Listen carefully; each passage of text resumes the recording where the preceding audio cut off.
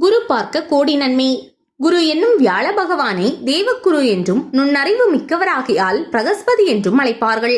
ஜோதிடத்தில் குரு பகவானை புத்திக்காரகன் என்று சொல்வார்கள். குரு நன்றாக அமைந்திருந்தால் நல்ல பிள்ளைகள், அவர்களால் முன்னேற்றம், மகிழ்ச்சி ஆகியவற்றை தருவார். கம்பீரமான தோற்றம், சிறந்த குரல் வளம், புகழ், சன்மானம், நல்ல வீடு, வாகனம், நல்ல நண்பர்கள், சுற்றம், தெய்வ காரியங்களில் வெற்றி போன்ற பலன்களையும் குரு தர வல்லவர். குரு பார்வை பெற்ற, சேர்க்கை பெற்ற கிரகங்கள் நன்மை தரும். கோச்சார ரீதியாக ஜென்ம ராசியிலிருந்து குரு 1, 2, 5, 7, 11 ஆகிய இடங்களுக்கு வருகையில் நன்மை உண்டாகும். குரு பகவானுக்கு அரசன், ஆசான், ஆண்டாளப்பான், சிகண்டீசன், சித்தன், சீவன், சுந்தரப்பொன், சுரகுரு, தேவமந்திரி, பிரகஸ்பதி, வீரகன், பொன், மந்திரி, மறையோன், வியாழன், வேதன், வேந்தன் என்று வேறு பெயர்களும் உண்டு. தனுசு மீன ராசிகளுக்கு அதிபதியான இவருக்குரிய அதிதேவதை பிரம்மன். நிறம் மஞ்சள், வாகனம் மீனம், தானியம் கடலை, மலர் வெண்முல்லை, ஆடை மஞ்சள் நிற ஆடை, புஷ்பராக மணி, உணவு கடலை பொடி அன்னம், ஆபரணம் அரசன் சமைத்து தங்க உலோகம் ஆகியவை ஆகும். இந்திரனின் அமைச்சராகவும் தேவர்களின் குருவாகவும் திகழும் வியாழன் பிரம்மதேவரின் புத்திரக்காரர்களில் ஒருவரான ஆங்கிரச முனிவருக்கும் வசுதாதேவிக்கும் பிறந்த குழந்தைகளுள் 7வதாக பிறந்த சிறப்பினை உடையவராவார்.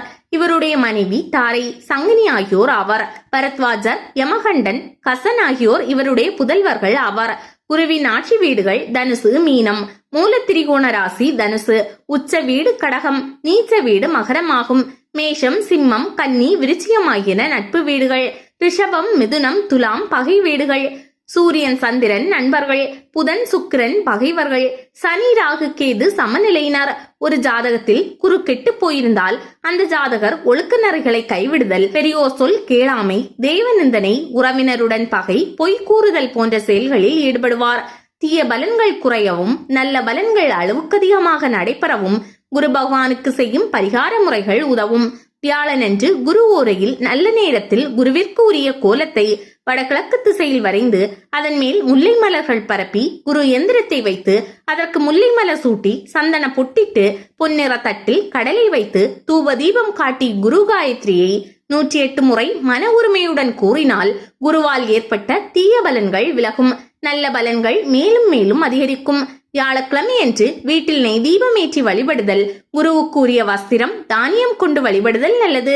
வியாழனன்று குரு பகவானுக்கு சிறப்பு அபிஷேகம் செய்து மஞ்சள் நிற ஆடை அணிவித்து புஷ்பராகம், வெண்முல்லை மலர்களால் அலங்கரித்து குருவுக்குரிய மூல மந்திரத்தினை ஓதி அரச சமத்தினால் வேள்வி செய்து கடலை பொடி அன்னத்தால் ஆகுதி செய்து அஷ்டோத்திர அர்ச்சனை, தூபதீப நைவேத்தியம் ஆகியவற்றை செய்து அடனா ராகத்தில் குருவுக்குரிய கீர்த்தனைகளை பாடி வணங்க குரு கிரக தோஷம் நீங்கும்.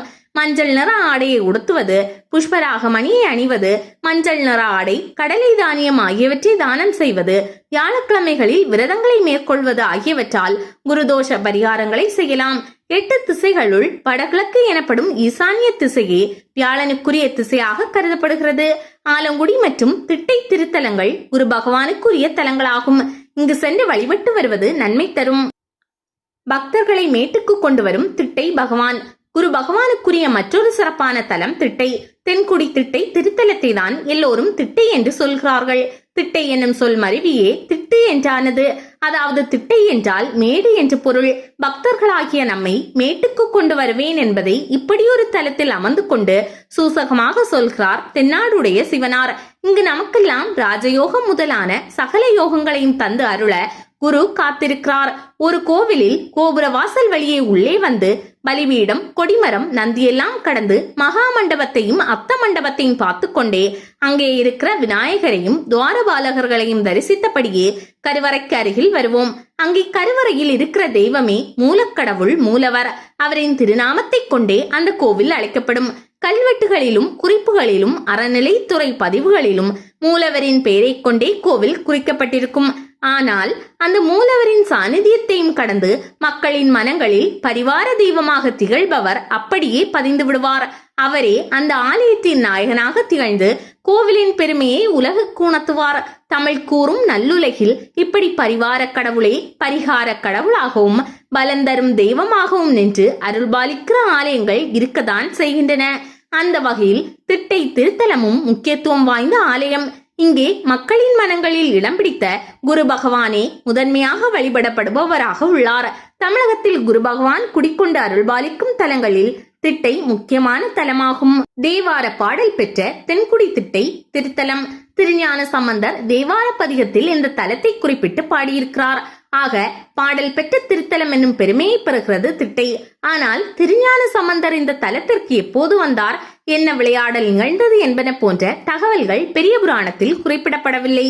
இந்த தலத்தின் பெருமைகளை ஸ்ரீலோகநாயகி சமேத ஸ்வயம்பூ தேஸ்வரர் புராண குறிப்புகள் வாயிலாக அறிய முடிகிறது.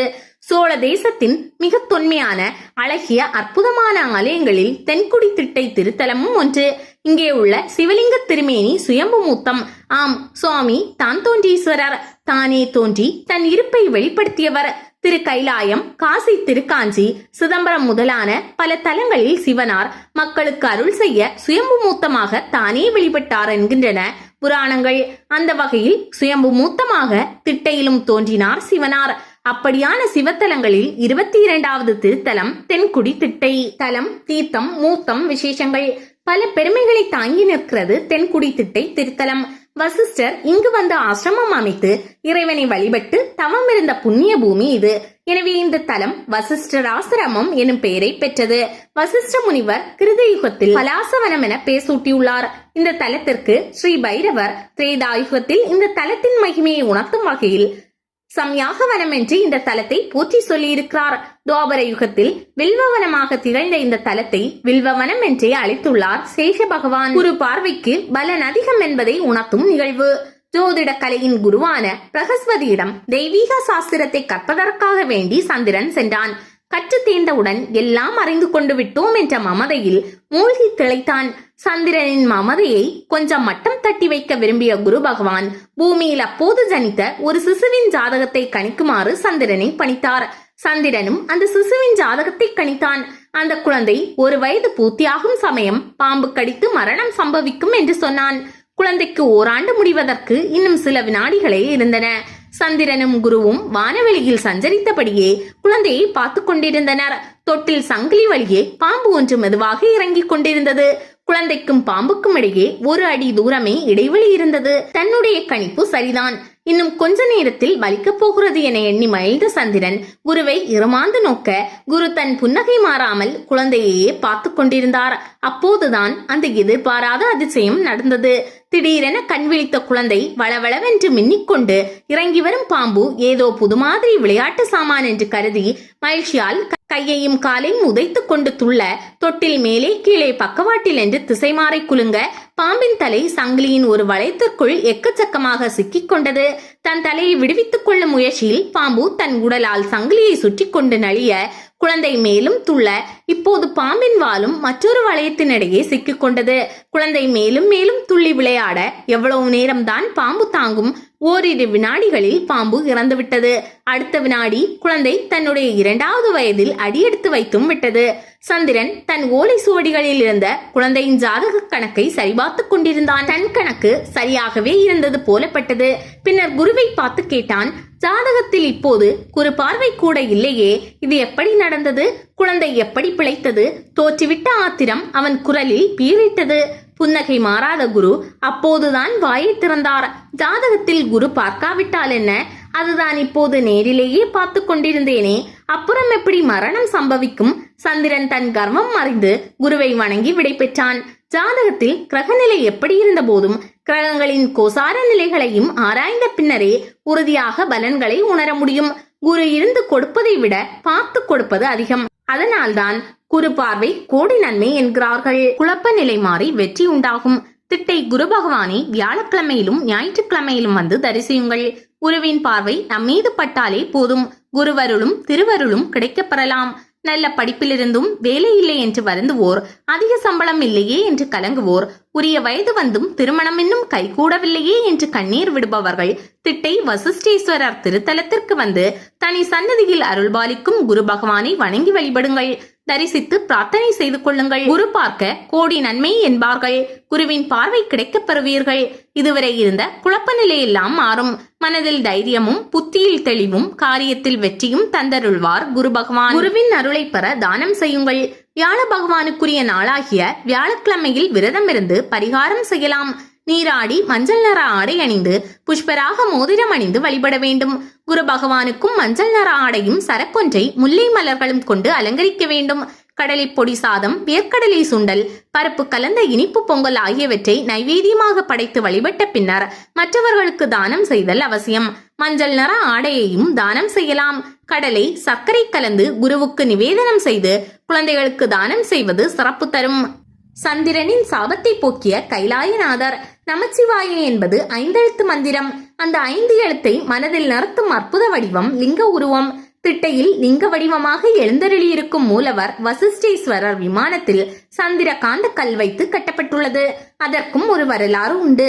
தன் மாமனார் தட்சனால் தினம் ஒரு கலையாக தேய்ந்து அழியும் சாபம் பெற்றார் சந்திர பகவான். தினமும் தேய்ந்து கொண்டே வந்த அவர் திங்களூர் வந்து கைலாயநாதரை வணங்கி தவம் இருந்தார். கைலாயநாதரும் சந்திரனின் சாபத்தை நீக்கி 3ஆம் பிறையாக தனது தலையில் சந்திரனை அணிந்து கொண்டார். திங்களூரில் தன் சாபத்தை போக்கிய சிவபெருமானுக்கு திட்டையிலே தன் நன்றி கடன் செலுத்துகிறார் சந்திரன். இறைவனுக்கு மேலே சந்திரகாந்த கல்லாக அமர்ந்து காற்றிலிருந்து ஈரப்பதத்தை ஈர்த்து ஒரு நாளிகைக்கு ஒரு சொட்டாக இறைவனுக்கு நித்யாபிஷேகம் செய்கிறார். 24 நிமிடங்களுக்கு ஒரு நாளிகைக்கு ஒரு முறை இறைவன் மீது ஒரு சொட்டு நீர் விழுவதை இன்றும் காணலாம்.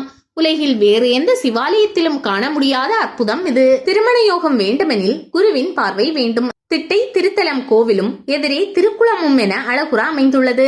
ஒருவருக்கு திருமணம் நடக்க வேண்டுமெனில் குருவின் பார்வை வேண்டும், குருவருள் வேண்டும். குருவருள் இருந்தால்தான் திருமண பாக்கியம் கைகூடும் என்பது ஐதீகம். இதைதான் புராணமும் தெரிவிக்கிறது. ஆனானப்பட்ட உமையவள் சிவனாரை மனம் புரிய வேண்டினாள். குரு பார்வை வேண்டும் என்பதை அறிந்தாள். திட்டை என்னும் திருத்தலத்திற்கு வந்தாள். தேவகுருவான பிரகஸ்பதியை மனதார நினைத்து தவம் புரிந்தாள். இதன் பலனாக குருவின் பார்வை கிடைக்கப் பெற்றாள். சிவனாரை திருமணம் புரிந்தாள் என விவரிக்கிறது புராணம். திருமண தோஷம் இருக்கும் பெண்களுக்கு இந்த கோவிலுக்கு சென்று வந்தால் விரைவில் திருமணம் நடக்கும். வயது தாமதித்துக் கொண்டே இருந்தால் இந்த கோவிலுக்கு சென்று வரலாம். விரைவில் திருமண யோகமும் குழந்தை யோகமும் கிடைக்கும். வியாழன் பார்வை இருந்தால் தொழில் முன்னேற்றம் காணலாம் என்றும் கூறப்படுகிறது.